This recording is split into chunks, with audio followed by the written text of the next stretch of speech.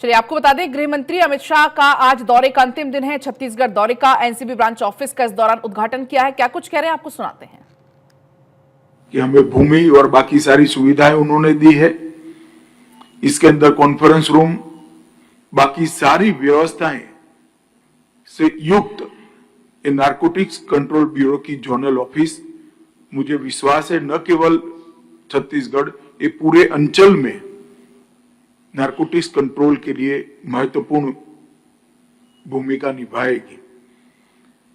हमने लक्ष्य रखा है कि देश में हर राज्य में नारकोटिक कंट्रोल ब्यूरो की स्थापना की जाए और इसके माध्यम से राज्य सरकार का सहयोग कर ड्रग के दूषण को कंट्रोल करने का भारत सरकार का गृह मंत्रालय प्रयास करेगा। ड्रग ट्रैफिकिंग का ट्रेंड बदल रहा है। नेचुरल ड्रग से सिंथेटिक ड्रग की ओर ड्रग तस्कर आगे बढ़ रहे हैं, जिससे बहुत कम मात्रा में ड्रग आती है और सबसे ज्यादा नुकसान और सबसे ज्यादा कीमत भी उसकी होती है। छत्तीसगढ़ राज्य में सीडेटिव के उपयोग का प्रतिशत 1.45 है, जो राष्ट्रीय औसत से ज्यादा है। एक प्रकार से छत्तीसगढ़ 7 राज्यों से अपनी बाउंड्री शेयर करता है, बंगाल की खाड़ी के नजदीक भी है। ओडिशा और आंध्र प्रदेश की कोस्टल कनेक्टिविटी भी ड्रग का एक रूट तैयार करती है और गांजा की तस्करी आंध्र ओडिशा के सीमा से होती है।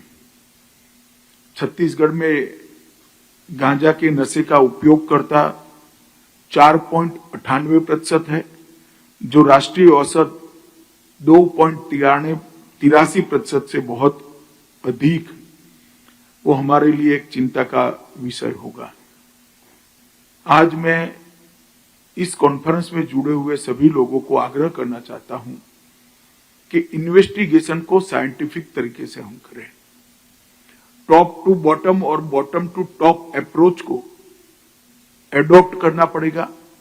एक छोटी सी दुकान पर अगर नशे की पुड़िया मिलती है तो वो देश में कहां से आई या कहां पर बनी, तब तक का पूरा नेटवर्क ध्वस्त करने के दृष्टि से हमने इन्वेस्टिगेशन करना पड़ेगा।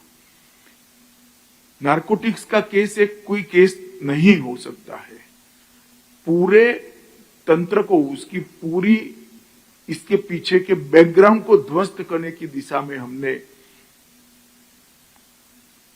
इन्वेस्टिगेशन को करने की आदत डालनी पड़ेगी। जिस तरह से मैंने कहा बॉटम टू टॉप अप्रोच, इसी तरह से टॉप से बॉटम तक का अप्रोच भी लेना पड़ेगा। एक बड़ी मात्रा में गांजा या चरस या ड्रग्स मिलता है तो वो किसके माध्यम से उपयोगकर्ता तक जाना था, उसका भी इन्वेस्टिगेशन